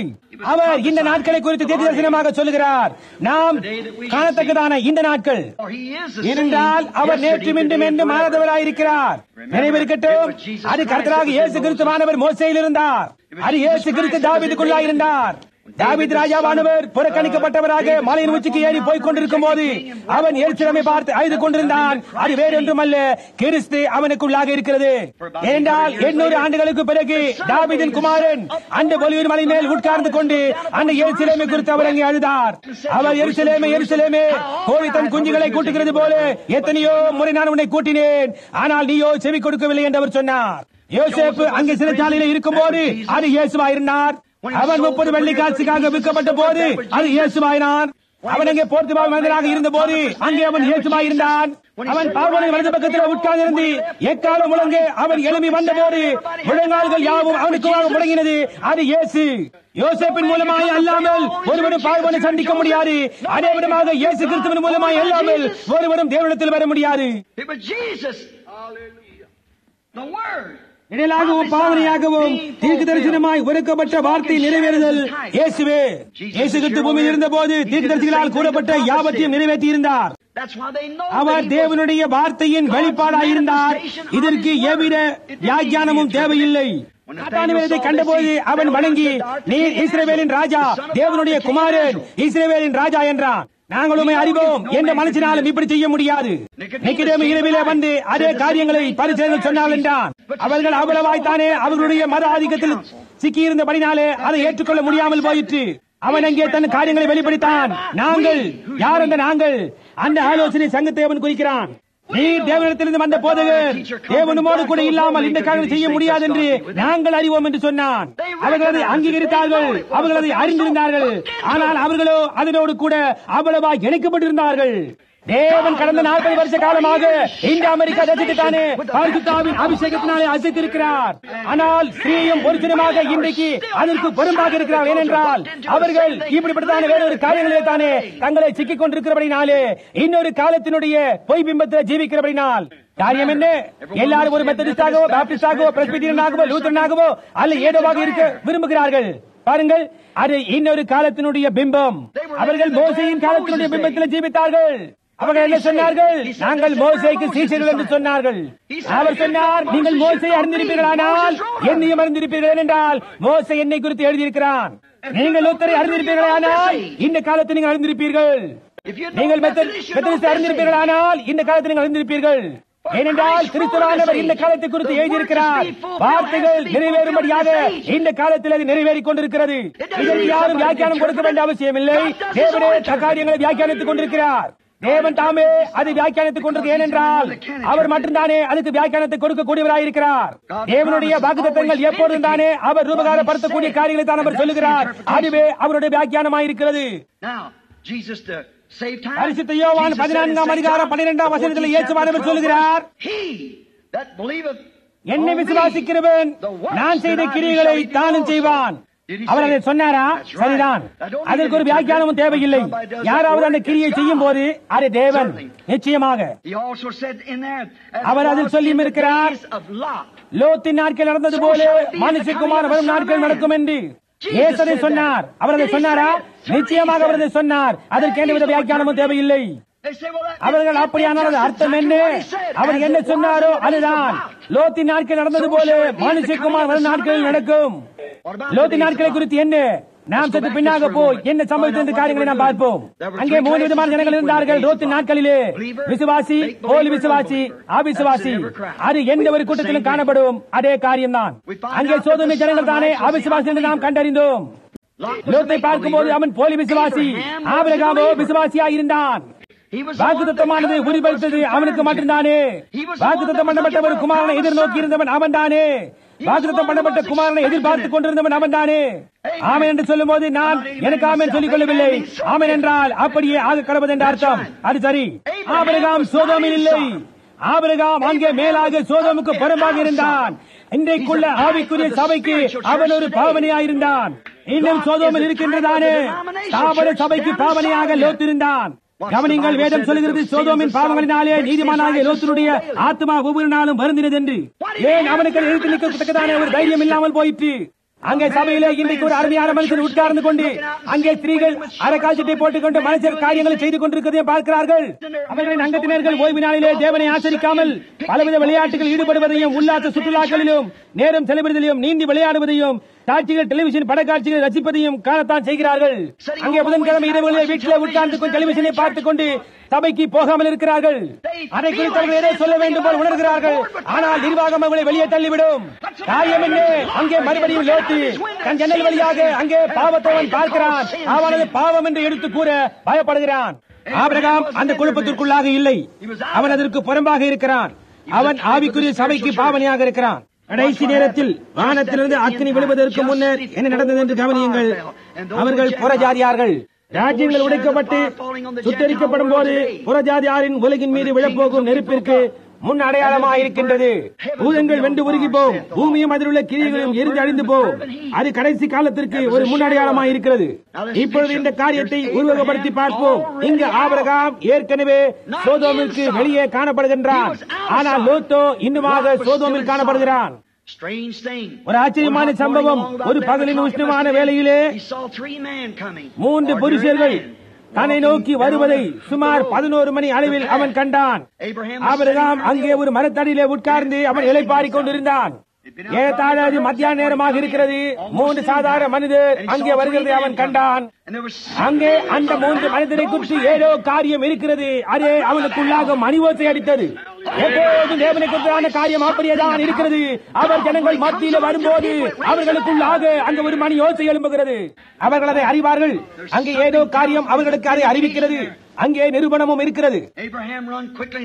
ஆபிரகாம் அவர்களுக்கு முன்பாக எதிர்கொண்டு ஓடி தரை மட்டும் குனிந்து கொஞ்சம் தண்ணீர் கொண்டு வரட்டும், உங்கள் கால்களை கழுவி மரத்திலே சாய்ந்து கொண்டிருங்கள் என்றான். அவன் திரும்பி மாட்டு மந்தைக்குள்ளாக ஓடி ஒரு இளங்காளையை கொண்டு வந்து அது வேலைக்காரத்தில் கொடுத்து இதை அடித்து சமை என்று சொன்னான். அவன் பின்னாக இருக்கும் கூடாரத்திற்குள்ளாக ஓடி சாரத்தில் நீ சீக்கிரமாய் 3 படி மா பிசைந்து அப்பம் சுடு. அவைகளை அவன் கொண்டு வந்து அவர்களுக்கு அங்கே பரிமாறினான். அவர்கள் அங்கே உட்கார்ந்து புசித்துக் கொண்டிருக்கிறானே. அவன் அங்கே கவனித்த காரியம் என்னவென்றால் அந்த மனிதன் சோதோமை நோக்கி பார்த்துக் கொண்டே இருந்தான். அவர்களிலே 2 பேர் சோதோமை நோக்கி போனார்கள். 2 பேர் சோதோமுக்கு போனார்கள். இதை காண தவறாதீர்கள். இயேசு கிறிஸ்து சொன்னதை தான் நான் இங்கே குறிப்பிடுகிறேன். 2 பேர் சோதோமுக்கு போய் லோத்தை வெளியே கொண்டு வரும்படியாய் போனார்கள். அங்கே ஆயத்தமாய் இருக்கிறதை வெளியே கொண்டு வரும்படியாக அந்த 2 பேர் அங்கே சோதோமுக்கு போனார்கள். அங்கே போய் அவர்கள் பிரசங்கித்தார்கள். ஆனால் அவர்களில் ஒருவர் அங்கே ஆபிரகாமோடு தங்கிவிட்டார். அவர் என்ன அடையாளத்தை செய்தார்? அவர்களுக்கு அங்கே ஒரு அடையாளம் உண்டாயிருந்தது. அங்கே சோதோமி ஜனங்கள் தானே குருட்டாட்டம் பிடிக்க வைத்தார்கள். சுவிசேஷத்தை பிரசங்கிப்பது எப்போதுமே அவிசுவாசின் கண்களை குருடாக்குகிறதா இருக்கிறது. இங்கே என்ன சம்பவித்தது என்று கவனியுங்கள். அங்கே ஒருவர் ஆபிரகாமுக்கு முன்பாக நின்று கொண்டுதானே அங்கே ஒரு அடையாளத்தை அவர் காட்டுகிறார். சரித்திரத்தையோ வேத வாக்கியங்களையோ ஆராய்ந்து பார்க்கின்ற எந்த சரித்திரக்காரனானாலும் நீங்கள் எப்பொழுதாவது கவனித்ததுண்டா? There has never been a time in the church ages. சபை காலத்திலோ உலகத்திலுள்ள சபைகளின் மத்தியில் உள்ள கட்டப்பட்ட ஸ்தாபனங்களின் மத்தியிலும் இப்படி ஒரு மனுஷன் சுவிசேஷத்துடன் சென்றது உண்டா? There's never been a man Abraham who's named in ஆம் like என்ற Abraham பெயர் முடிவுடன் in இதற்கு his முன்னர் age எப்பொழுதாவது before. ஒரு மனிதன் வந்ததுண்டா? ஆனால் இன்றைக்கோ அப்படிப்பட்ட ஒரு மனிதன் நமக்கு உண்டு. கிரஹாம். அது சரி, அங்கே போய் அவர்களை வெளியே அழைக்கின்றது. அவன் ஒரு அற்புதமான வேலையை அதன் மூலமாய் செய்கிறான். கிரஹாம், பில்லி கிரஹாம், God's servant. தேவனுடைய ஊழியக்காரனாக ஸ்தாபனங்கள், அரசியல் இவைகளின் மத்தியில் அடித்து நொறுக்குகிறார். அன்று நாள் அவர் ஜனாதிபதி பதவிக்கு போட்டியிடும்படியாக அழைத்த போது அவர் அப்படியே வேண்டாம் என்று நிராகரித்தார். அதற்காக தேவன் அவரை ஆசீர்வதிப்பாராக. ஏன் அந்த விஸ்கி கம்பெனிகள் எல்லாவற்றினாலும் அவன் முதல் படியை எடுத்து வைத்திருக்க முடியாது. இந்த சிகரெட் கம்பெனிகள், விஸ்கி கம்பெனிகள் தானே அநேக கோடிக்கணக்கான டாலர்களை செலவு செய்து அங்கே அவரை தள்ளிவிட்டிருப்பார். ஏனென்றால் அவர் வந்தால் அவர்கள் யாவரையும் அவர் அங்கே இல்லாமல் பண்ணி போடுவார். பாருங்கள், அவர் அங்கே சோதோமிய ஜனங்களுக்கு தேவனுடைய ஊழியக்காரனாக இருக்கிறார். சரியாக அதுவே. ஆனால் நினைவிருக்கட்டும், அங்கே ஆபிரகாமோடு இன்னொரு மனிதன், வேறொரு மனிதன் அவனோடு தங்கி இருந்தார். இன்றைக்கு இருக்கிறதானே நபியிலே சுவிசேஷகர்கள் பிரசங்கிக்க போகிறார்களே, அது போன்ற 2 பேர் அல்ல. கவனியங்கள், அங்கே ஒருவர் ஆபிரகாமோடு தங்கிவிட்டார். 2 பேர் தானே அங்கே சோதோமை நோக்கி போனார்கள். அந்த ஆபிரகாமோடு தங்கியிருந்த அந்த ஒருவர் தானே ஒரு அடையாளத்தை செய்தார். கவனியங்கள், அங்கே அவருடைய பெயர் ஆபிராம், அவருடைய மனைவியின் பெயர் சாராய். அதற்கு 1-2 நாட்களுக்கு முன்பாக தேவன் தாமே அவர்களுக்கு முன்பாக தோன்றி, நான் உங்கள் பெயர்களை மாற்றுகிறேன், ஆபிராம் அல்ல, நீ ஆபிரகாம். அங்கே ஆங்கில எழுத்தின்படியாக GRAHAM என்று சொல்லும் போது 6 அச்சரங்கள் அங்கே இருக்கிறது, மனிதன். ஆனால் ஆபிரகாம் என்ற வார்த்தைக்கு அச்சாரத்தின்படியாக பார்க்கும் போது 7 அச்சரங்கள் அங்கே இருக்கிறது. இந்த ஆவிக்குரிய சபையான இந்த ஆபிரகாமிடத்திலே அங்கே ஒரு மனுஷன் தானே அவரிடத்தில் வந்தார். அதை நீங்கள் கவனிங்கள் என்று சொன்னார் என்று. அவர் எங்கே அவரிடத்திலே ஆபிராம் அல்ல, ஆபிரகாம் என்று சொன்னார். உன்னுடைய மனைவியாகிய சாரா அல்ல, சாரா எங்கே என்று அவர் கேட்டார். கவனியங்கள், அவர் என்ன சொன்னார் என்று, உமக்கு பின்பாக இருக்கிற கூடாரத்திலே அவள் இருக்கிறார் என்று சொன்னார். அவர், நான் உன்னை சந்திக்க போகிறேன், நான் உன்னை சந்திக்கத்தான் போகிறேன் என்று சொன்னார். அங்கே பாருங்கள், தனிப்பட்ட பிரதிபெயர் நான். அங்கே ஒரு பாகத்தை தானே அவரிடத்தில் அவர் பண்ணுகிறார். அது தேவன். அவர் சொன்னார், நான் உன்னை சந்திக்க போகிறேன் என்று. நாம் எல்லாரும் புரிந்து கொள்கிற வண்ணமாகத்தானே சாரானவர் தன் இருதயத்திலே அதை குறித்து அவர் நகைத்தாள். அவர் சொன்னார், நான் என் வயதான மனைவியா, 100 வயதான என்னுடைய கணவனா, என் ஆண்டவனா? அதை ஆபிரகாம் அவர் சொன்னார். ஸ்திரீகளுக்குள்ள வழிபாடு நின்று போயிட்டு எங்களால் இனி இன்பம் இருக்க முடியாது. நானும் வயதா சென்றவளா இருக்கிறேன், அவரும் வயது சென்றவர். ஆகவே இப்படிப்பட்ட காரியங்கள் எங்களுக்கு இருக்க முடியாது. அப்படியானால் எப்படி இது எங்களுக்கு இருக்க முடியும் என்றால், அந்த மனிதன் தேவன் மாம்சத்தில் வந்தவராய் சாரால் ஏன் சந்தேகப்பட்டு இந்த காரியங்கள் நிமித்தமாக நகைத்தார். இங்கே பின்னாக எனக்கு பின்னால் இருக்கிற கூடாரத்திலே கவனியங்கள், இயேசு கிறிஸ்து இப்படிப்பட்ட ஊழியத்தை உடையவராய் இருந்தார் அல்லவா? அவர் குடும்பமுள்ள ஜனங்களை நோக்கி பார்த்து அவருடைய இருதயத்தின் சிந்தனைகள் என்ன என்பதை அவர் அறிந்துள்ளார். அவர் பேதுருவை பார்த்து அவன் யார் என்று, மகனுடைய தகப்பனார் பெயர் யார் என்று சொன்னார். அதே விதமாக நாத்தானிடத்திலும் திருத்தண்டையிலே காணப்பட்ட அந்த ஸ்திரீயிடத்திலும் அவர் தாகத்துக்கு தாய் என்று கேட்ட போதும் அப்படிப்பட்ட காரியங்களை செய்தார். அவள் அவரிடத்தில், ஐயா, உங்களுக்கும் எங்களுக்கும் எந்த தொடர்பும் இல்லையே, இங்கே யூதர்களுக்கும் சமாரியர்களுக்கும் எந்த விதமான பழக்க வழக்கம் இல்லையே என்றார். அவர் சொன்னார், நீ மட்டும் உன்னிடத்தில் பேசுகிறது யார் என்று அறிவாயானால் நீ அவரிடத்திலே தாகத்துக்கு தாய் என்று கேட்டிருப்பாய் என்றார். இந்த விதமாக சம்பாஷணையா தொடர்ந்து போய்கொண்டே இருக்கும் போது அவர் சொன்னார், நீ போய் உன் புருஷனை அழைத்துக் கொண்டு வா என்றார். அவள், எனக்கு புருஷன் இல்லை என்று சொன்னார். அவர், நீ நன்றாய் சொன்னாய், உனக்கு 5 புருஷர்கள் இருந்தார்கள். அவர், ஐயா, இங்கே அந்த ஆசாரியர்கள், அந்த ஆலோசனை சங்கம் இன்னொரு காலத்தில் பொய்யான பிம்பத்தில் ஜீவிக்கின்ற இவர்களுக்கும் இவளுக்குள்ள வித்தியாசத்தை இங்கே நோக்கி பாருங்கள். அவர்கள் அவரை பார்த்து இடிப்பு சாசு என்று சொன்னார்கள். ஏனென்றால் அவர்களுடைய கூட்டத்தாருக்கு பதில் சொல்ல வேண்டிய ஒரு காரியம் அவர்களுக்கு இருந்தபடினாலே. ஆனால் இந்த 7 ஸ்திரீயானவர் என்ன செய்தால் பாருங்கள், அவளுக்குள்ளாகத்தானே அந்த முன்குறிக்கப்பட்ட வித்து அவருடைய இருதயத்தின் ஆழத்தில் இருந்தது. அவள் அந்த காரியங்களை குறித்து தானே மிகவும் தோர்ந்து கலைத்து போயிருந்தாள். ஆனால் தெரு வீதியிலே தானே அவள் ஒரு விபச்சாரியாய் சென்று கொண்டிருந்தாள். ஆனால் அவள் அந்த காரியத்தை கண்டபோது அவள் சொன்னார், ஐயா, நீ ஒரு தீர்க்கதரிசி என்று நான் காண்கிறேன் என்றால். எங்களுக்கு 400 வருஷங்களாக தீர்க்கதரிசியே இருந்ததில்லை. ஆனால் ஒன்று நாங்கள் அறிவோம், மேசியா வந்தால் இப்படிப்பட்ட காரியங்களை செய்வார் என்று. ஓ, என்ன அங்கே ஆழத்தில் பதிவிருந்த அந்த வித்தானது ஜீவனுக்குள்ளாக குறித்தெழும்பினது. ஏன் அதற்கு எந்த விதமான வியாக்கியானமும் தேவையில்லை. இயேசு சொன்னார், உன்னிடத்தில் பேசுகிற நான் தானே அவர் என்றார். அதற்கு எந்த விதமான வியாக்கியானமும் தேவையில்லை. அவர் அற்புதத்தை செய்து தாம் தானே மேசியா என்பதை அங்கே அவர் எடுத்து காட்டினார்.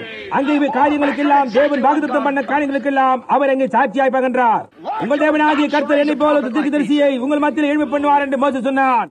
அது என்ன வேத வார்த்தையின் ரூபகாரணமாக இருக்கிறது. அவள் ஊருக்குள்ளே ஓடி போய், இங்கே வாருங்கள், ஒரு மனுஷனை நான் பார்த்தேன், அவனை வந்து பாருங்கள், அவர் கிறிஸ்துதானா என்றாள்.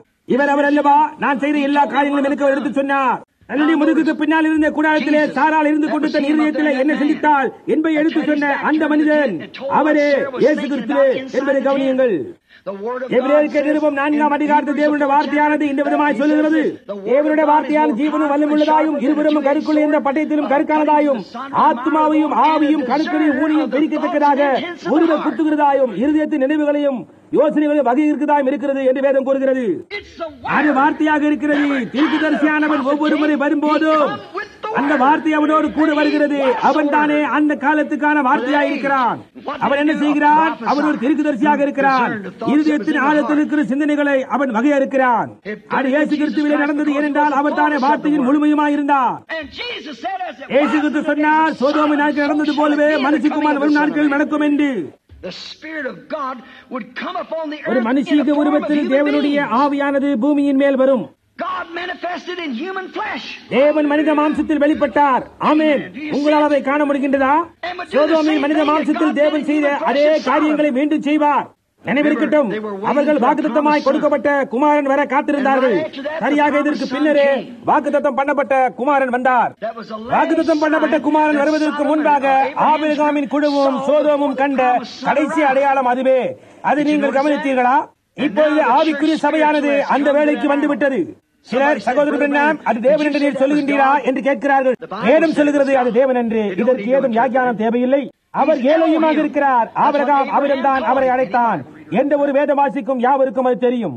ஏலோயிம் எல்லாவற்றையும் தன்னில் தானே கொண்ட ஒருவர். அவரே முந்தினவரும் பிந்தினவரும் தொடக்கமும் முடிவுமானவராய் இருக்கிறார். ஏலோயிம். ஆபிரகாம் அவரை ஏலோயிம் என்று அழைத்தான். எபிரேய பாஷையில் பெரிய எழுத்துக்களில் தேவன் என்று உள்ளது. ஏலோயிம் ஆதியிலே இருந்தது போன்று தேவன் ஏலோயிம். மனித ஆடுகளை அணிந்து கொண்டு மனித ஆகாரத்தை புசித்துக் கொண்டு மாம்சத்தில் வெளிப்பட்ட ஏலோயிமாக அவர் இருந்தார். ஆமென்.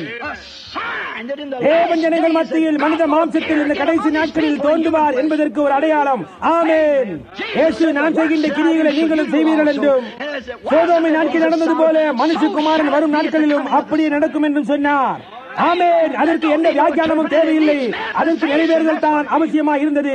அதுதான் அதற்கு தேவை. ஆமென். அதை நீங்கள் விசுவாசிக்கிறீர்களா? தலைகளை வணங்குவோம்.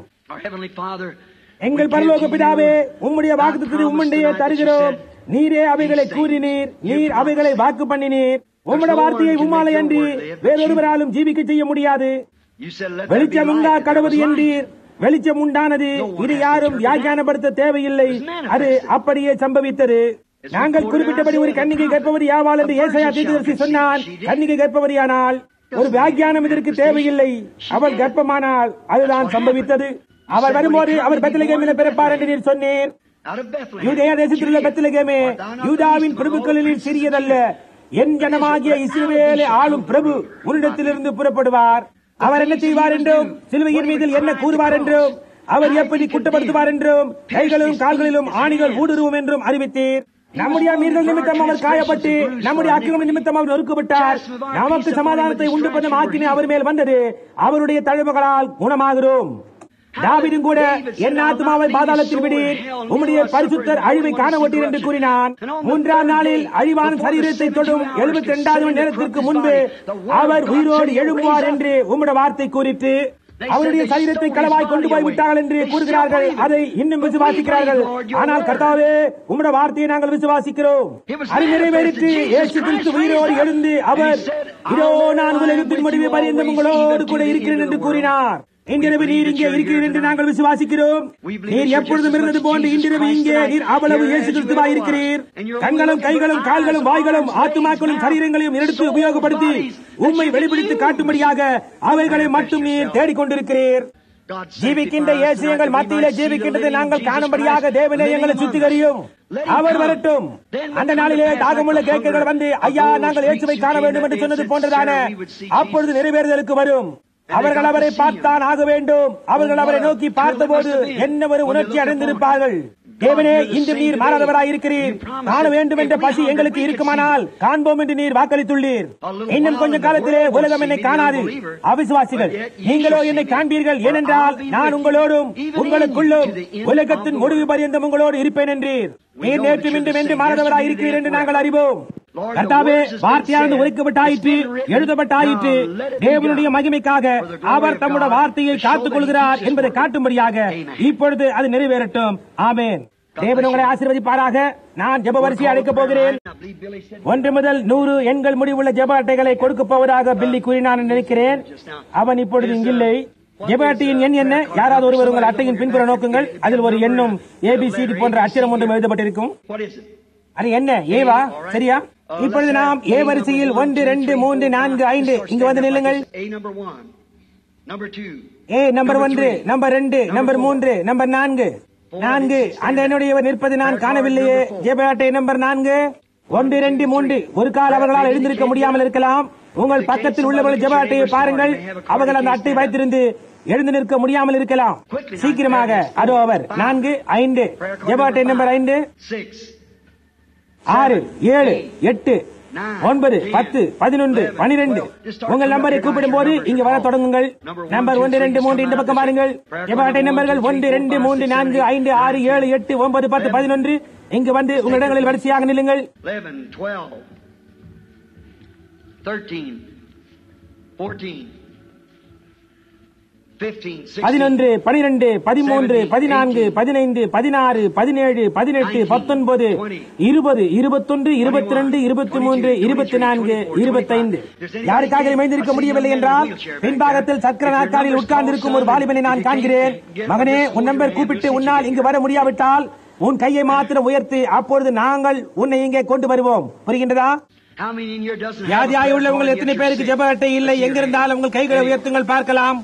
இங்கே ஒருவர் இருக்கிறார். உங்கள் கைகளை உயர்த்துங்கள். நீங்கள் விசுவாசிக்கிறீர்களா? அவர்கள் ஒன்று சேர்க்கும் நேரத்தில் அவர் நேற்று மின்றும் என்று மாறாதவராக இருக்கிறார் என்று நீங்கள் விசுவாசிக்கிறீர்களா? உங்களில் எத்தனை பேர் அதை விசுவாசிக்கின்றீர்கள்? இந்த பொழுதுகளை கவனியுங்கள் சகோதரரே. நமது பலவீனங்களை குறித்து பரிதபிக்கக்கூடிய பிரதான ஆசாரியர் அவர் என்று வேத வாக்கியம் இன்று எடுத்திருக்கிறது அல்லவா? அது சரியா? அதை எத்தனை பேர் விசுவாசிக்கிறீர்கள்? உங்கள் கைகளை உயர்த்துங்கள். நமது பலவீனங்களை குறித்து பரிதபிக்கக்கூடிய பிரதான ஆசாரியரே அவர் நேற்று மீண்டும் என்று மறந்தவராக இருக்கிறார் என்று வேதம் கூறுகின்றதை உங்களில் எத்தனை பேர் விசுவாசிக்கிறீர்கள்? அப்படியானால் இன்றைக்கு அவர் எப்படி கிரியை செய்வார்? நேற்று அவர் எவ்விடம் கிரியை செய்தாரோ அப்படியே இன்றும் அவர் கிரியை செய்ய வேண்டும். அது சரியா? இன்றிரவு அவர் எங்கிருக்கின்றார்? மகத்துவமானவருடைய வலது பாரசத்தில் உட்கார்ந்து கொண்டிருக்கிறார். அவருடைய சரீரம் பரிசுத்த ஆவியானவரோ தம்மை வெளிப்படுத்திக் கொள்ள இக்கட்டிடத்திற்குள் இருக்கிறார். கவனியுங்கள். இங்கே பாருங்கள். ஒரு நாள் ஒரு ஸ்திரீ அவருடைய வஸ்திரத்தை தொட்ட போது என்ன நேர்ந்தது? அவரிடம் ஜெப அட்டை எதுவும் இல்லை. ஆனால் அவருடைய வஸ்திரத்தின் ஓரத்தை தொட்டாள். அவள் அவருடைய வஸ்திரத்தை தொட்ட போது இயேசு திரும்பி பார்த்து, என்னை தொட்டது யார் என்றார். பேதுரு அவரை கடிந்து கொண்டான். ஆண்டவரே, அது அவ்வளவு புத்தியுள்ளதாக தென்படவில்லையே. ஏன் எல்லாருமே உம்மை தொடுவதற்கு முயன்று கொண்டிருக்கிறார்கள்? அப்படி இருக்க என்னை தொட்டது யார் என்று கேட்கின்றீரே என்றார். அவர், நான் பலவீனமாக ஆனதை அறிந்திருக்கிறேன் என்றார். அது எத்தனை பேருக்கு தெரியும்? என்னிடத்திலிருந்து வல்லமை, அதாவது பேலன் புறப்பட்டதை அறிந்திருக்கிறேன் என்றார். நான் பலவீனம் அடைந்தேன். யாரோ ஒரு வித்தியாசமான தொடுதலினாலே தொட்டார்கள். அவர் திரும்பி ஜனக்கூட்டத்தை பார்த்து அந்த விசுவாசத்தின் வாய்க்காலை கண்டுபிடித்தார். அங்கிருந்த எல்லோருமே அவர்கள் கைகளை அவர் தோளின் மீது போட்டு, ஓ ரபி, நாங்களுமே விசுவாசிக்கிறோம் என்றெல்லாம் கூறினார்கள். ஆனால் அங்கிருந்த யாரோ உண்மையாகவே விசுவாசித்தார்கள். அவள் அவருடைய வஸ்திரத்தை தொட்டு அவள் சுகமடைந்து விட்டதாக விசுவாசித்தாள். ஏனெனில் அவ்விதம் செய்ய முடிந்தால் அவள் சுகமடைவாள் என்று தன் இருதயத்தில் எண்ணினாள். அவர் திரும்பி அவரை கண்டுபிடிக்கும் வரைக்கும் ஜனங்களை பார்த்துக் கொண்டே இருந்தார். அவர் அவளுடைய பெரும்பாடு நின்று போனது என்றும் அவள் சுகமாகிவிட்டாள் என்றும் அறிவித்தார். சரியா? அந்த ஜனங்கள் மத்தியில் அம்முறையில் தான் அவர் நடந்து கொண்டார். அவர் மரித்து விடவில்லை என்று நான் உறுதி கூறுகின்றேன். அவர் எப்பொழுதும் போல இன்றைக்கும் ஜீவனுள்ளவராயிருக்கிறார். சோதோமின் நாட்களில் நடந்தது போல மனுஷகுமாரன் வரும் நாட்களிலும் நடக்கும் என்று இயேசு கூறினதாக வேதம் உரைக்கின்றது. கவனியுங்கள். தேவன் எத்தகைய வரங்களை இங்கே கொண்டிருந்தாலும் அதற்கு பதிலளிக்க ஏதாவது ஒன்று ஜனங்களிடையேயும் இருக்க அவசியமாயுள்ளது. அவர் ஒரு பட்டணத்திற்கு சென்றதாகவும் அங்கிருந்த ஜனங்களுடைய அவிசுவாசத்தின் நிமித்தம் அவர் அநேக காரியங்களை செய்ய முடியவில்லை என்றும் வேதம் கூறுகின்றது. அது சரியா? இன்றைக்கும் அதுபோன்றே உள்ளது. நீங்கள் அவர் பேரில் விசுவாசம் கொண்டிருக்க வேண்டும். நீங்கள் அவரை விசுவாசிப்பது அவசியம். நீங்கள் அவரை வெறுமனே விசுவாசிக்க வேண்டும். அந்த ஒரு வழி மாத்திரமே உள்ளது. ஜெப வரிசை ஆயத்தமாய் உள்ளதா? அடுத்த 10 நிமிடங்களுக்கு எல்லாரும் பயபக்தியாயிருங்கள். என்னால் அங்கு வர இயலுமோ என்று எனக்கு தெரியாது. சுமார் 25 அல்லது 30 பேர் அங்கு நின்று கொண்டிருக்கின்றனர். இந்த ஜெப வரிசையில் நின்று கொண்டிருக்கும் உங்கள் ஒவ்வொருவருக்கும் நாம் அறிமுகம் இல்லாதவன் என்று நீங்கள் அறிவீர்கள். உங்களை பற்றி எனக்கு ஒன்றும் தெரியாது. அது உண்மையானால் கை உயர்த்துங்கள். ஜெப வரிசையில் நின்று கொண்டிருக்கும் ஒவ்வொருவருக்கும், இங்குள்ள மற்றவர்கள் உங்களை பற்றி எனக்கு ஒன்றும் தெரியாது என்று அறிந்திருக்கிறவர்கள் உங்கள் கைகளை உயர்த்துங்கள். பாருங்கள் நண்பனே, இதைதான் நான் கூற முயல்கிறேன். இதுதான் அது. All these ministers up here on the platform. மேடையின் மேலுள்ள அத்தனை போதகர்களும் And Christ made this promise. கிறிஸ்து இந்த வாக்குத்தத்தை செய்திருக்கிறார். அது எழுதி வைக்கப்பட்டிருக்கிறது. When was it to come to pass? In the அது எப்பொழுது last நிறைவேறும்? days, just before கடைசி the coming நாட்களில் of the Lord. கர்த்தருடைய Is that வருகைக்கு right? சற்று முன்பு, சரியா? It was to come to pass அப்பொழுதுதான் then. அது நிறைவேறும். இன்றைக்காக தீர்க்கதரிசனம் ஒலிக்கப்பட்டுள்ள வார்த்தை அதுவே. Not Luther's life. லூத்தரின் வெளிச்சம் அல்ல, Not Wesley's life, வெஸ்லியின் வெளிச்சம் அல்ல, and not even the பெந்தேகோஸ்தியரின் Pentecostal வெளிச்சமும் கூட அது இல்லை. அது வீதியின் மேலே சென்று விட்டது. இப்பொழுது லூத்தருடையது சரிதான், மெத்தடிஸ்டுடையது சரிதான், பாப்டிஸ்டுடையது சரிதான், பெந்தேகோஸ்தியருடையது அருமையானது. எல்லா ரகங்களும் இன்றிரவு இங்கு உள்ளனர். அது தனிப்பட்ட நபர்களை அல்ல. நீங்கள் ஒரு மெத்தடிஸ்டும் லூத்தரை பற்றி ஒன்று கூற முடியாது, ஏனெனில் அவன் பரிசுத்தமாக்கப்படுதலின் நம்பிக்கை கொண்டிருக்கிறான். லூதரன் அதை விசுவாசிப்பதில்லை. பாருங்கள், பெந்தேகோஸ்தியரிடம் நீங்கள் பரிசுத்தமாக்குதல் போன்ற காரியங்களை குறித்து கூற முடியாது, ஏனெனில் அவர்கள் வரங்கள் புதுப்பிக்கப்படுதலை கொண்டுள்ளனர். அவர்கள் அதை விசுவாசிக்க மாட்டார்கள். இல்லை, அதை காட்டிலும் அதிகமானதை அவர்கள் பெற்றிருக்கிறார்கள். பாருங்கள், அதுதான் நமக்கு இருந்த கடைசி சபை காலம். இதற்கு பிறகு வேறு சபை காலம் இருக்காது என்று வேதம் கூறுகின்றது.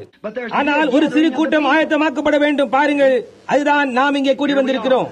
கடைசி அடையாளம் என்னவென்பதை நினைவு கூறுங்கள். வாக்குத்தத்தம் பண்ணப்பட்ட குமாரனை எதிர்நோக்கி இருக்கும் ஜனங்கள் நாம். உங்கள் கைகளை உயர்த்துங்கள்.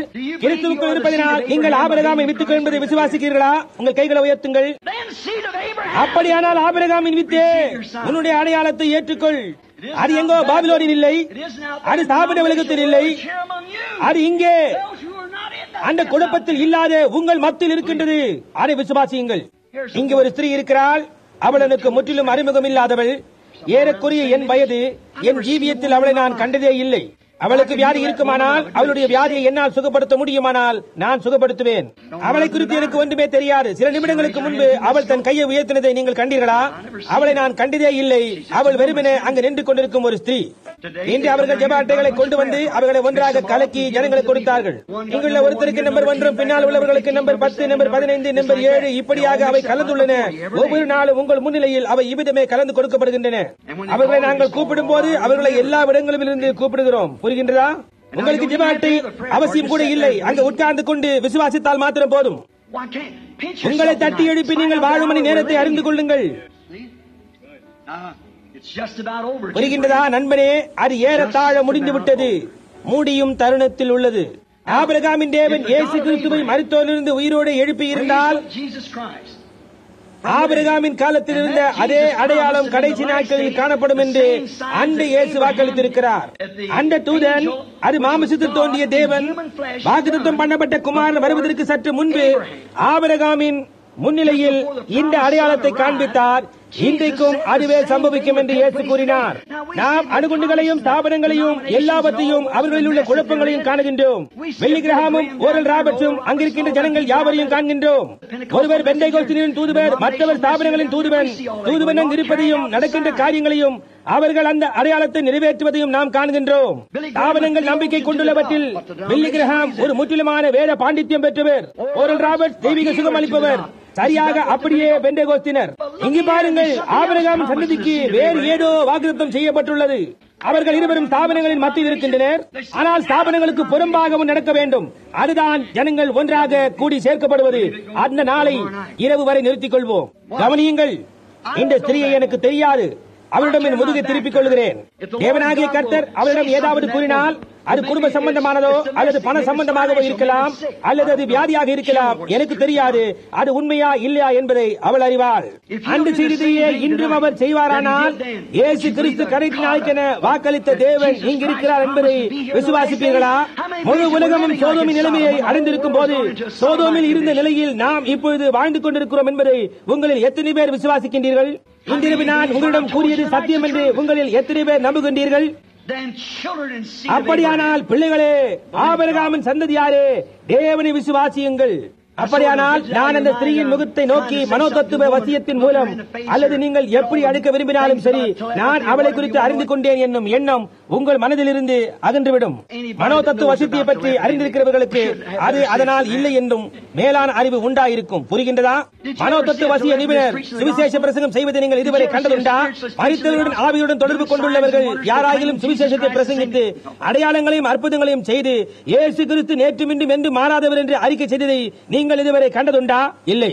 பாருங்கள், அது ஜனங்கள் மனதில் எழும் வெறும் கழுத்துக்கள். பாருங்கள், அவர்கள் குருடராய் இருக்கிறார்கள். அவர்கள் குருடராய் இருக்க முடியும் என்பதை நீங்கள் நம்புகின்றீர்களா? அவர்கள் அப்படி இருப்பார்கள் என்று வேதம் கூறுகின்றது. அது சரியா? துணிகரமுள்ளவர்கள், இருமாப்புள்ளவர்கள், தேவ பிரியராய் இராமல் சுகபோக பிரியர், இணங்காதவர்கள், அவதூறு செய்கிறவர்கள், இச்சையடக்கம் இல்லாதவர்கள், நல்லவரை பகைக்கிறவர்கள், தேவ பக்தியின் வேஷத்தை தரித்து அதன் பலனை மறுதளிக்கிறவர்கள். இந்த இரு ஆவிகளும் மிக அருகாமையில் இருந்து கடைசி நாட்களில் கூடுமானால் தெரிந்து கொள்ளப்பட்டுள்ள வஞ்சிக்கும் என்று மத்தேயு 24:24 இயேசு கூறவில்லையா? ஆனால் தெரிந்து கொள்ளப்பட்டவர்கள் வஞ்சிக்கப்படுவது என்பது கூடாத காரியம். தொடக்கத்திலேயே அவர்கள் தேவனுடைய சிந்தையில் இருந்தவர்கள். அவர்கள் தேவனின் பாகமாய் இருக்கின்றனர். ஆபிரகாமின் தேவனும் ஈசாக்கின் தேவனும் யாக்கோபின் தேவனுமாய் இருக்கிறவரே, நான் உம்மை குறித்து உண்மையை உரைக்கிறேன் என்பதை இங்குள்ளவர்கள் இன்றிரவு அறிந்து கொள்ளட்டும். அது நீர் ஆண்டவரே. எங்கள் சரீரங்களை உமது நாமத்தின் மகிமைக்காக நீர் உபயோகிக்க உமது ஊழியக்காரர்கள் தங்கள் சொந்த சிந்தனைகளை தாழ்மையுடன் புறம்பே தள்ளிவிட அருள் புரியும். தேவனுடைய குமாரனாகிய இயேசுவின் நாமத்தில் ஆமேன். வரம் என்பது என்ன? எதையோ எடுத்து அதிலிருந்து வெட்டி எடுத்து உண்டாக்குவதல்ல. இல்லை இல்லை. தேவன் உங்களை உபயோகப்படுத்த உங்களை நீங்கள் எப்படி வழியிலிருந்து ஒதுக்கிக் கொள்ள வேண்டும் என்பதை அறிந்து கொள்வதே அது. உங்களை நீங்கள் ஒதுக்கி விடுவது வரம். அப்பொழுது தேவன் உங்களை உபயோகிப்பார். எனக்கு பின்னால் உள்ள இந்த ஸ்திரீ சுகம் பெறாவிட்டால் இப்பொழுதே மரித்து போவாள். அவளுக்கு சமீபத்திலே வேறொரு மனிதன் ஜெபம் செய்திருக்கிறார். அவளுக்கு புற்றுநோய் உள்ளது. அது அவளுடைய மார்பகத்தையும் சுவாச கோஷத்தையும் பாதித்துள்ளது. சமீபத்தில் அவளுக்காக ஜெபம் ஏறெடுக்கப்பட்டது. அவள் சுகமடைந்து விட்டாள் என்று விசுவாசத்தில் ஏற்றுக்கொள்ள அவள் முயன்று கொண்டிருக்கிறாள். அது கர்த்தர் சொல்லுகிறதாவது. ஸ்திரீயே, அது உண்மையா? அது உண்மையானால் உன் கையை இங்கு குழுமி உள்ளவர்களுக்கு முன்பாக ஆட்டு. ஆபிரகாமின் தேவன் இன்னமும் ஜீவிக்கிறார். சரி, நீ விசுவாசித்துக் கொண்டிருப்பதையே விசுவாசி, நீ சுகம் பெறுவாய். ஆமென். நீ விசுவாசிக்கின்றாயா? சபைகளை குறித்து என்ன என்று சொல்லலாம். இங்கு உட்கார்ந்து கொண்டிருக்கும் இந்த ஸ்திரீ வரிசையின் கடைசியில் இரண்டாவது ஸ்திரீ. நான் திரும்பின போது ஏதோ ஒன்றை கண்டேன். அவளுடைய கரத்தை சுற்றி ஏதோ ரத்த அழுத்தம் அங்குள்ளது. அவளுக்கு உயர்ந்த ரத்த அழுத்தம் இருக்கின்றது. ஸ்திரீயே, அது சரியா? உன் கையை உயர்த்து. நீ விசுவாசித்தால் உன் ரத்த அழுத்தம் குறைந்துவிடும். ஆபிரகாமின் தேவன் இப்பொழுதும் காட்சியில் இருக்கிறார். அவர் எப்பொழுதும் இருந்தது போல இன்றைக்கும் இன்றைக்குரிய தேவனுடைய வார்த்தையாக இருக்கிறார். உனக்கு இப்பொழுது எப்படி இருக்கிறது? நீ இப்போது விசுவாசிக்கின்றாயா? தேவனிடத்தில் விசுவாசமாயிரு. நீ ஒரு குழந்தையை போன்ற சாபமுடையவள். வாலிப பெண்ணே, உன் இருதயத்தை கர்த்தர் அறிந்திருக்கிறார். எனக்கு தெரியாது. உன்னிலுள்ள கோளாறு என்னவென்பதை தேவன் எனக்கு வெளிப்படுத்துவார் என்று விசுவாசிக்கின்றாயா? அதை நான் எடுத்து கூறினால் நீ அவரை விசுவாசிப்பாயா? அது உனக்காக அல்ல, வேறு யாரோ ஒருவருக்காக, உன் சகோதரனுக்காக. அவன் மிகவும் மோசமான நிலைமையில் இருக்கிறான். அவன் வடக்கில் உள்ள டுலேர் என்னும் பட்டணத்தில் வாழ்கிறான். அவன் ஆஸ்பத்திரியில் சேர்க்கப்பட்டிருக்கிறான். அவனுக்கு ரத்தத்தில் புற்றுநோய் உள்ளது. வைத்தியர்கள் கைவிட்டனர். அவர் மரிக்கும் தருவாயில் இருக்கிறான். நம்பிக்கை எதுவுமே இல்லை. அது உண்மை. நீ விசுவாசிக்கிறாயா? சரி, உன் கையில் என்ன இருக்கிறது? அதை கொண்டு போய் அவன் மேலே வை. சந்தேகப்படாத விசுவாசி. ஆமேன். நீ விசுவாசிக்கின்றாயா? இந்த ஸ்திரீயை என் ஜீவியத்தில் நான் கண்டதே இல்லை. ஆனால் தேவன் எப்பொழுதும் தேவனாகவே இருக்கிறார். ஒரு மனிதனால் அதை செய்ய முடியுமா என்று சொல்லுங்கள். அதை செய்யத்தக்க நாமத்தில் மனுஷன் சிருஷ்டிக்கப்படவில்லை. அது தேவனாய் இருக்கிறது. கடைசி நாட்களில் சோதோமினால் நடந்தது போல ஆபிரகாமின் வித்துக்கு முன்பாக அது ரூபகாரப்படுத்தப்படும் என்று இயேசு கிறிஸ்துவானவர் இந்த கடைசி நாட்களுக்கு வாக்குத்தத்தம் பண்ணி இருக்கிறார். இங்கே ஸ்ரீயை நான் அறியேன், அவள் எனக்கு அந்நியேல். இதுதான் முதன் முறையாக நாங்கள் சந்திக்கிறோம். நீ என்னை அவருடைய ஊழியக்காரன் நம்புகிறாயா? நீ இந்த ஒரு வார்த்தை என்று நம்புகிறாயா? இந்த வார்த்தையானது இன்னமும் இருதயத்தின் ஆழங்களையும் பகுத்தறியத்தக்கதாக இருக்கிறது என்பதை விசுவாசிக்கிறாயா? உன்னாலே விசுவாசிக்க கூடுமானால் வார்த்தை உன்னை சுகப்படுத்தக்கூடியதுமா இருக்கிறது. நீ விசுவாசிக்கிறாயா? நீயும் கூட ஒரு கருத்த நிழலினால நிழலிடப்பட்டிருக்கிறாய். அது புற்றுநோய். அந்த புற்றுநோய் உன் சரீரத்தில் எங்கே இருக்கிறது என்று தேவன் எனக்கு சொல்லுவார் என்று விசுவாசிக்கிறாயா? அது உன்னுடைய குடலின் அடிபாகத்தில் இருக்கிறது என்று வைத்தியர் சொல்லுகிறார்.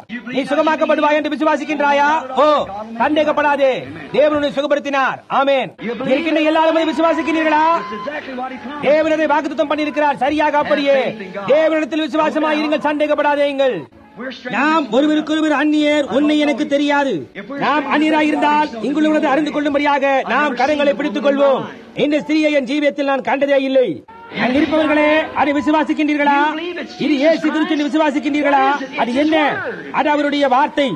இந்த ஜனங்கள் அதை புறக்கணிக்கும் போது அவர்கள் ஒரு மனிதனை புறக்கணிப்பதில்லை, அவர்கள் வார்த்தையை புறக்கணிக்கின்றனர். It's the word that was on the outside couldn't get back in. வெளிப்புறமாயுள்ள வார்த்தை உட்புறம் செல்ல முடியவில்லை.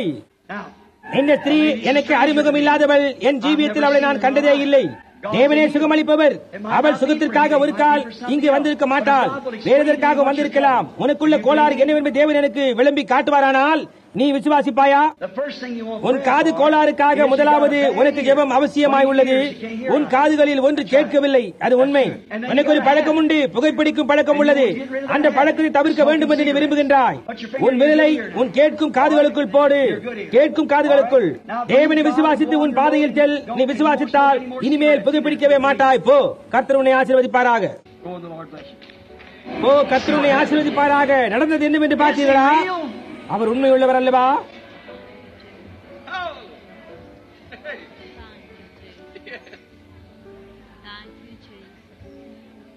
உன்னை எனக்கு தெரியாது, நாம் ஒருவருக்கொருவர் அந்நியர். என் ஜீவியத்தில் உன்னை நான் கண்டதே இல்லை, ஆனால் தேவன் உன்னை அறிவார். உன்னை குறித்து தேவன் எனக்கு ஏதாவது சொல்லுவாரானால் நீ அவரை விசுவாசிப்பாயா? இங்கு கூடியுள்ளவர்கள் அனைவருமே விசுவாசிப்பீர்களா? இங்குள்ளவர்கள் யாருக்காவது அந்த ஸ்திரீயை தெரியுமா? சரி, நான் கூறுவது உண்மையா இல்லையா என்று உனக்கு தெரியும். அது அதை முடிவுபடுத்த வேண்டும். அது உனக்கு உண்மையை உரைக்க வேண்டும். கடந்த சில நிமிடங்களில் என்ன நிகழ்ந்தென்று நீங்கள் பார்த்தீர்கள். நான் தடுமாறுகிறேன், எல்லாமே என் கண்களுக்கு மறைந்து போகின்றது. பாருங்கள், அதுதான் பகுத்தறிதல். அது பரிசுத்த ஆவியானவர், நான் அல்ல. இந்த நாளுக்கென வாக்களிக்கப்பட்டுவிட்ட வார்த்தை அது. அப்போஸ்தலர்களின் காலத்திலிருந்து அது இருந்ததே இல்லை, அது எப்பொழுதுமே இருந்ததில்லை. Before we said, just before the coming of the Son of ஆனால் Man, மனுஷகுமாரனுடைய வருகைக்கு சற்று முன்னதாக லோத்தின் நாட்களில் நடந்தது போல மனுஷகுமாரன் வரும் நாட்களிலும் இருக்கும். அவிசுவாசிகள் அதை விசுவாசிப்பதில்லை. அவர்கள் விசுவாசிப்பார்கள் என்று எதிர்பார்க்கப்படுவதும் இல்லை. ஆனால் விசுவாசிகளோ அதை விசுவாசிப்பார்கள். பரிசுத்த ஆவியானவர் இதை வெளிப்படுத்தி தருவாரானால் எத்தனை பேர் உங்கள் முழு இருதயத்தோடு விசுவாசிப்பீர்கள்? உங்கள் கைகளை உயர்த்துங்கள்.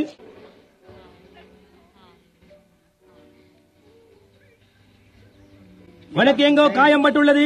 ஒரு கார் விபத்து உண்டாகி உன் முதுகெலும்பு கழுத்தில் தளர்ந்த நிலையில் உள்ளது. உனது நீரகமும் கூட தளர்ந்து காணப்படுகின்றது. that's right, isn't it? You believe? You'll be all right. அது உண்மை அல்லவா? நீ விசுவாசிக்கின்றாயா? நீ சுகம் பெறுவாய். கர்த்தருக்கு ஸ்தோத்திரம். நீரக கோளாறுகளை தேவன் சுகமாக்குவார் என்று விசுவாசிக்கின்றாயா? அப்படியானால் நீ சென்று சுகத்தை ஏற்றுக்கொள். Come, lady. வா ஸ்திரீயே, இந்த பக்கம் பார். தேவன் இருதய கோளாறை சுகப்படுத்துவார் என்று விசுவாசிக்கிறாயா? சரி, நீ விசுவாசித்து உன் பாதையில் செல். உன் இருதயம் சரியாகிவிடும். இங்கு வா. உன் முதுகை கர்த்தர் சுகமாக்க முடியும் என்று விசுவாசிக்கிறாயா? நீ சென்று அதை விசுவாசி. தேவனை விசுவாசி, அது மாத்திரமே நீ செய்ய வேண்டியது. வயிற்று கோளாறை கர்த்தர் சுகப்படுத்துவார் என்று விசுவாசிக்கிறாயா? இங்கிருந்து சென்று உன் இருவாகாரத்தை புசி. உன் முழு இருதயத்தோடு விசுவாசி. கீழ்வாதத்தை கர்த்தர் சுகமாக்க முடியும் என்று விசுவாசிக்கிறாயா? இங்கிருந்து சென்று தேவனை விசுவாசி. தேவன் உன்னை சுகமாக்குவார். சரி, வா. உன் முழு இருதயத்தோடும் நீ விசுவாசிக்கிறாயா? நீ விசுவாசிக்கிறாயா? மறுபடியும் கீழ்வாதம். தேவன் உன்னை சுகமளிக்க முடியும் என்று விசுவாசிக்கிறாயா? இங்கிருந்து சென்று விசுவாசித்து நன்றி தேவனே என்று கூறு. How many believes out there? அங்கே எத்தனை பேர் விசுவாசிக்கிறீர்கள்? நீங்கள் விசுவாசிக்கிறீர்களா? சிவப்பு ஆடை அணிந்து உட்கார்ந்து கொண்டிருக்கும் இந்த ஸ்திரீ, இப்பொழுது கையை உயர்த்தி கொண்டிருக்கும் ஸ்திரீ உயர்ந்த ரத்த அழுத்தத்தினால் அவதியுறுகிறாள். உன்னை தேவன் சுகமாக்க முடியும் என்று விசுவாசிக்கிறாயா? You do? All right. நீ விசுவாசிக்கிறாயா? சரி, உன் கைகளை அடுத்துள்ள ஸ்திரீயின் மீது வைத்து அவளுடைய குரல் சரியாகிவிடும் என்று கூறு. ஆமென். There it is. அதுதான் அது. ஆமென். நீ விசுவாசிக்கிறாயா? விசுவாசமாயிரு. இங்கே உட்கார்ந்து கொண்டிருக்கும் மனிதனுக்கு ரத்த ரோகம் உள்ளது. ஐயா, நீங்கள் விசுவாசிக்கிறீர்களா? ஆம், உமக்கு ரத்த ரோகம் உள்ளது. அது குணமாகும் என்று விசுவாசிக்கிறீர்களா? உங்களுக்கு அடுத்துள்ள ஸ்திரீக்கும் ரத்த கோளாறு உள்ளது. அதனுடன் முதுகு கோளாறும் உண்டு. தேவன் சுகப்படுத்த போகின்றார் என்று விசுவாசிக்கின்றாயா? உன் கையை உயர்த்தி அதை ஏற்றுக்கொள். விசுவாசி. உனக்கு அடுத்துள்ள ஸ்திரீக்கு காலிலும் இடுப்பிலும் கோளாறு உள்ளது. அது உண்மையா? நீ சுகமடைவாய் என்று விசுவாசிக்கின்றாயா? சரி, உன் கையை உயர்த்தி நான் ஏற்றுக்கொள்கிறேன் என்று கூறு. சரி, அதற்கும் அடுத்துள்ள ஸ்திரீக்கு தொற்று நோய் உள்ளது. கண்ணாடி அணிந்திருக்கும் ஸ்திரீயே, கர்த்தரது சுகப்படுத்துவார் என்று விசுவாசிக்கிறாயா? உன் கையை உயர்த்தி நான் ஏற்றுக்கொள்கிறேன் என்று கூறு. அவளுக்கும் அடுத்துள்ள பெண்ணுக்கு நீரக கோளாறு உள்ளது. ஸ்திரீயே, கர்த்தர் நீரக கோளாறை சுகப்படுத்துகிறார் என்று விசுவாசிக்கிறாயா? சரி, உன் கையை உயர்த்தி அதை ஏற்றுக்கொள்.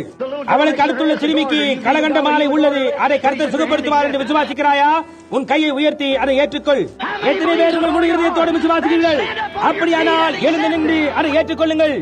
ஆபிரகாமின் தேவனும் ஈசாக்கின் தேவனும் யாக்கோபின் தேவனுமாய் இருக்கிற சமூகத்திலே எழுந்து நில்லுங்கள். கர்த்தராகிய இயேசு கிறிஸ்துவின் நாமத்தினாலே பரிசுத்த ஆவியானவர் இந்த கடிதத்தில் விழுந்து அவருடைய திவ்ய பிரசன்னத்தினாலே ஒவ்வொருவரும் சுகமாக்குவாராக.